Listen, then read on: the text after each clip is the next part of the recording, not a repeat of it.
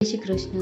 કેમ છો બધા? આજે હું ફરી આવી છું તમારા માટે 2 રેસીપી લઈને, જે ઝટપટ બની જશે, ઇન્સ્ટન્ટ છે. તો ફર્સ્ટ રેસીપી છે ઇન્સ્ટન્ટ કાચી કેરીનું અથાણું. તેના માટે કેરી લઈ ઝીણી સમારી લેવાની છે. પછી એક પેનમાં તેલ મૂકી તેલ ગરમ થાય એટલે આપણે હિંગ નાખવાની છે અને મીઠું નાખવાનું છે. હિંગ થોડી વધારે નાખવી, જેનાથી ટેસ્ટ બહુ સારો આવે છે. પછી તેને ઠંડુ થવા દેવાનું છે. ઠંડુ થઈ ગયા બાદ પછી ચપટી હળદર, ધાણા જીરું પાવડર અને લાલ મરચું પાવડર નાખવાનું છે. બધું નાખ્યા બાદ એને પ્રોપર મિક્સ કરી દો.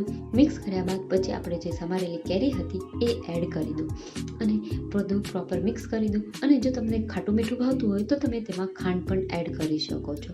તો આપણી ફર્સ્ટ રેસીપી ઇન્સ્ટન્ટ કાચી કેરીનું અથાણું રેડી છે. તો હવે આપણે જોઈ લઈએ સેકન્ડ રેસીપી, જે છે કાચી કેરીની ચટણી.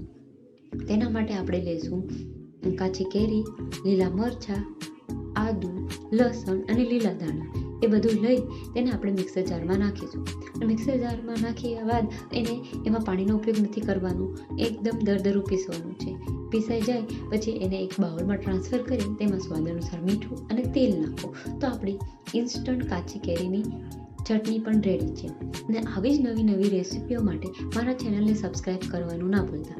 Thank you for watching. કાલે ફરી મળીશું. જય શ્રી કૃષ્ણ.